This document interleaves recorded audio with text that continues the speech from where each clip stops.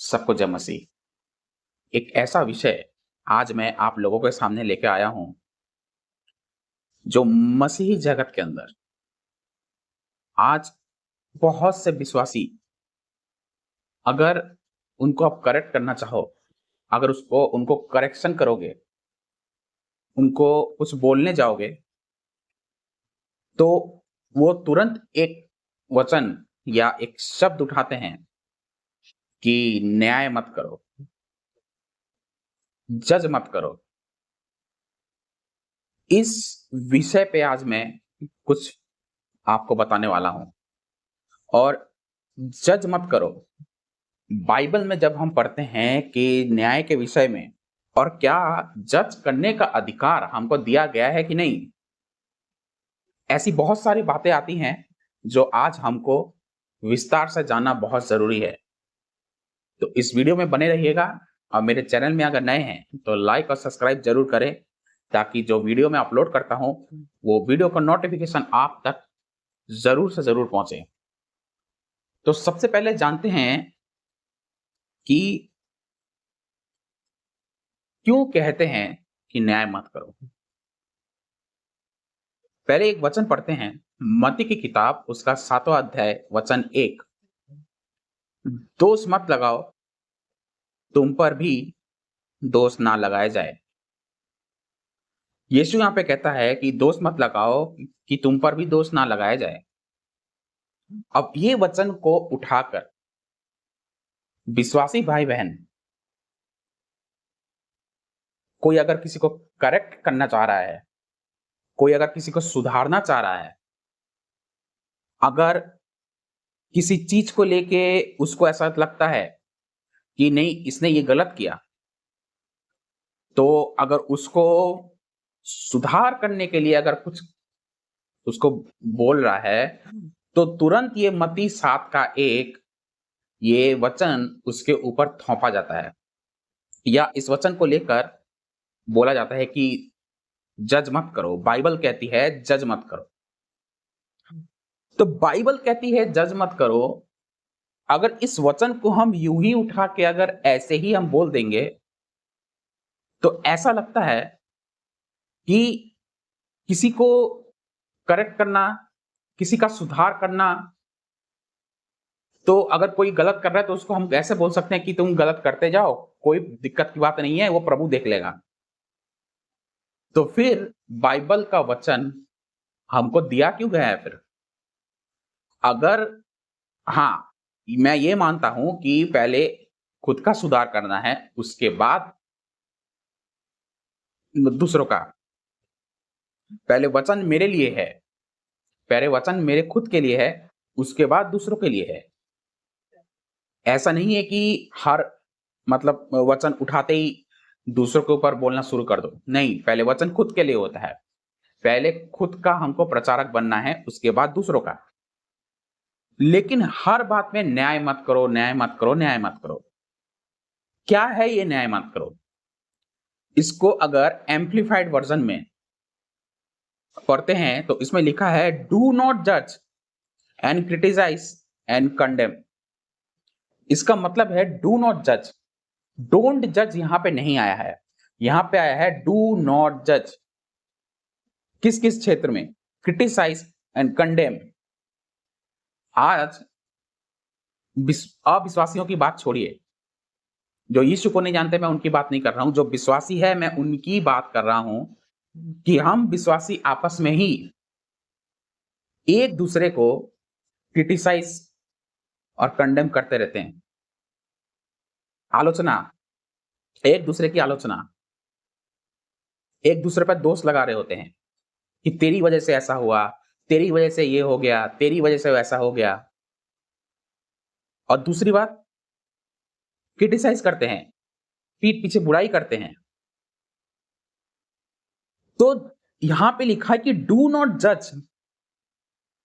खाली इस वचन को पढ़कर आप ये नहीं बता सकते कि किस क्षेत्र में हमको जज नहीं करना।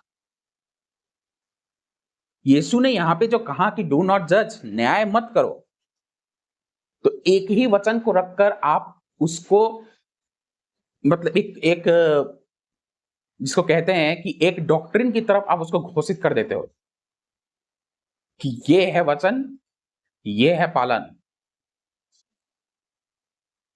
ऐसा बहुत सारे वचन हैं जो एक वचन के आधारित पे वो नहीं होता, ना ही समझ में आता है। बाइबल का वचन खुद कहता है कि 2 या 3 जब गवाह होते हैं, तो ही उसकी सुनी जाती है। इसका मतलब है कि एक वचन से ही वो सिद्ध नहीं बनता, एक वचन उस वचन को दूसरे वचन से भी मिलान करना पड़ता है, तब जाके आप एक कंक्लूजन में पहुंच सकते हो कि इसका मतलब ये है। एक वचन को उठाकर वो डॉक्ट्रिन नहीं बनाया जाता। अगर आप एक ही वचन को उठाकर आप डॉक्ट्रिन बनाते हो, तो वो सही नहीं है। फिर क्या होता है कि जब हम वचन को उस तरीके से हम लेते हैं, उस तरीके से लेके हम चलते हैं, फिर क्या होता है कि चर्च में उसी तरीके से सिखाया जाता है। और जैसे ही कोई करेक्ट करने जाता है उसको, एक मतलब कोई अगर कोई गलत कर रहा है या कोई पाप कर रहा है, तो कोई व्यक्ति अगर उसको या पास्टर या जो वहाँ का बाइबल टीचर है, अगर उसको सुधारना चाहता है या उसको करेक्ट करना चाहता है, या एक विश्वासी दूसरे विश्वासी को करेक्ट करना चाहता है, तब जाके क्या होता है कि उसको तुरंत ये वचन दिखाया जाता है कि बाइबल कहती है न्याय मत करो। तो आप न्याय कैसे कर रहे हो? आप न्याय कैसे कर रहे हो? बाइबल तो कहती है कि न्याय मत करो। तो क्या एक ही वचन को लेके क्या हमको डॉक्ट्रिन बनाना है? एक वचन में आपको और पढ़वाता हूं, उससे आपका बिल्कुल कॉन्सेप्ट क्लियर हो जाएगा कि क्यों यीशु ने कहा कि दोष मत लगाओ। इंग्लिश में लिखा है कि न्याय मत करो, डू नॉट जज। एक वचन पढ़ते हैं, पौलुस देखिए क्या लिखा है। पहला कुरिन्थियों उसका 4 अध्याय वचन 5, 1 कुरिन्थियन चैप्टर 4 वर्स 5। इसीलिए जब तक प्रभु ना आए, वचन को ठीक से और गौर से समझिएगा, जब तक प्रभु ना आए, समय से पहले किसी बात का न्याय मत करो। किससे पहले? समय से पहले। वही अंधकार की छिपी बातों ज्योति में दिखाएगा और मनों के अभिप्रायों को प्रकट करेगा। तब परमेश्वर की ओर से हर एक की प्रशंसा होगी। यहां पे पौलुस क्या कहने की कोशिश कर रहा है, ये आपको मालूम है? इसीलिए कहते हैं कि एक वचन नहीं और भी वचन पढ़ा करो उससे रिलेटेड, तब आपको समझ में आएगा कि इस वचन का अर्थ क्या है। जैसे बाइबल ने लिखा है कि व्यभिचार मत करो, तो उसके लिए आपको 4-5 वचन की जरूरत नहीं है। उसके लिए एक ही वचन ही काफी है। मूर्ति पूजा मत करो, उसके लिए 4-5 वचन की जरूरत नहीं है। गाली मत दो, उसके लिए 4-5 वचन की जरूरत नहीं है। लेकिन कुछ ऐसा वचन होता है तो वो एक ही वचन पे आधारित नहीं होता, उसके लिए और भी वचन पढ़ना जरूरी होता है। तो इसमें पौलुस क्या करे कि समय से, इसलिए जब प्रभु जब तक ना आए तो समय से पहले किसी बात का न्याय मत करो। न्याय करने का अधिकार किसको है? बाइबल में जब हम पढ़ते हैं तो एकमात्र न्याय करने का अधिकार यीशु मसीह को दिया गया है। जीसस क्राइस्ट को एकमात्र जज करने का अधिकार उनको दिया गया है, हमको नहीं दिया गया।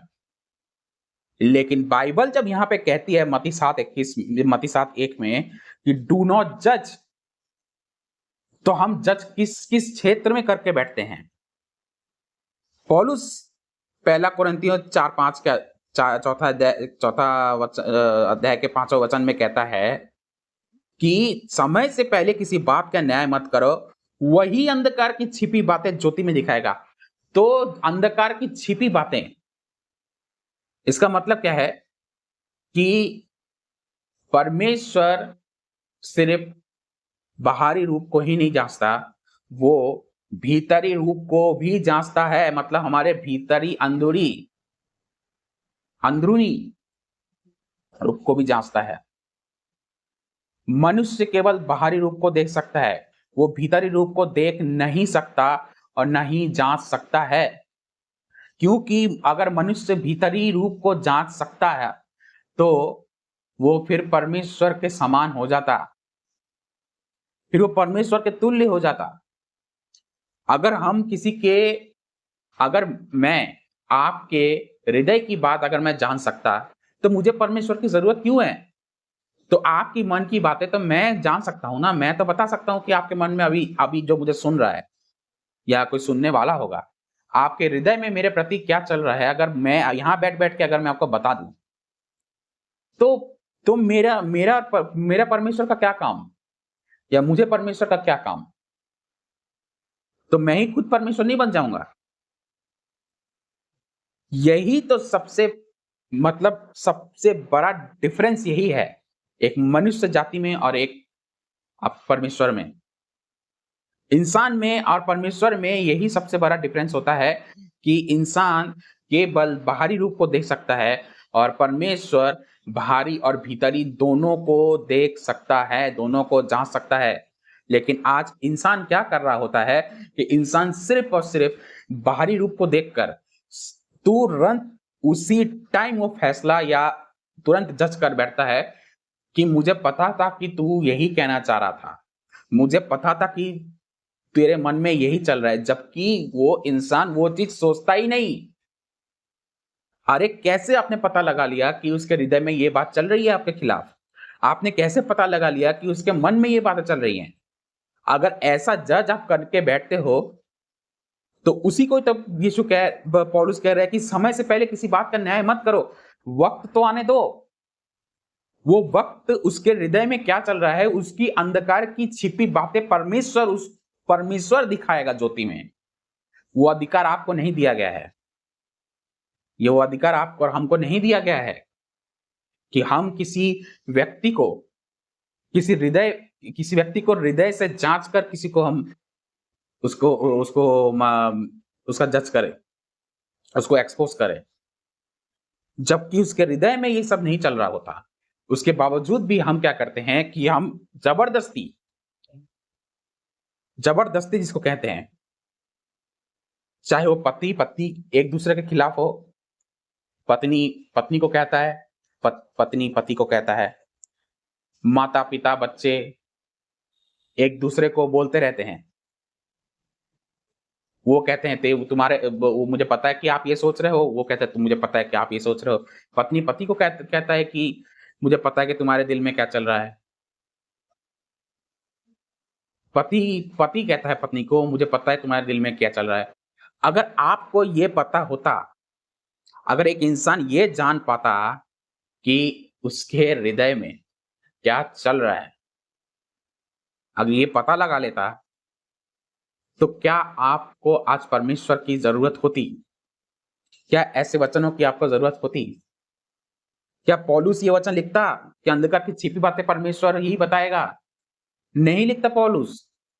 पौलुस फिर यहां पे ये लिखता है कि अंधकार की छिपी बातें वो परमेश्वर क्यों, मैं ही बता देता हूं। वो तो फिर ये लिखता। पतरस को जब यीशु ने पतरस को 3 बार पूछा, क्योंकि उसने 3 बार इनकार किया, तो 3 बार ही यीशु ने पतरस को पूछा। क्या यीशु को पता नहीं था कि पतरस मुझसे कितना प्रेम करता है? लेकिन उसके बावजूद भी 3 बार पूछा, क्यों? ये भी तो आपको देखना होगा ना। 3 बार पूछा है पतरस से, क्या तू मुझसे प्रीति रखता है? 3 बार। तो यीशु कौन है? वो हृदय को जांचने वाला परमेश्वर है। तभी तो तीसरी बार में जाके पतरस रो बैठा, तभी तो वो रो दिया। पहले बार में नहीं रोया, दूसरे बार में नहीं रोया, तीसरी बार रो दिया। तीसरे बार में उसको पता लग गया था कि यीशु मेरे मन की जो सामने मेरे बैठा है वो परमेश्वर यीशु ही है। वो एक्सेप्ट नहीं कर रहा था, एक्सेप्ट नहीं कर पा रहा था, इसलिए तीसरी बार में रो दिया वो। तो यीशु को क्या पता नहीं था पहली बार में कि वो मुझसे कितना प्रेम करता है कि नहीं? वो तो हृदय को जांचता है। तो इस वचन को उठाकर कोई अगर आपको करेक्ट करता है, कोई अगर आपको करेक्शन करता है, तो इस वचन को उठाकर आपको ये नहीं कहना है कि मुझे जज मत करो। इस जज का मतलब ये नहीं है। परमेश्वर ने आपको हृदय, जो आपके भीतर क्या चल रहा है, आपके भीतर को देखकर जांचने के लिए नहीं कहा गया है। उसको कहते हैं दोस्त, न्याय मत करो। फट से एक विश्वासी दूसरे विश्वासी को मतलब तुरंत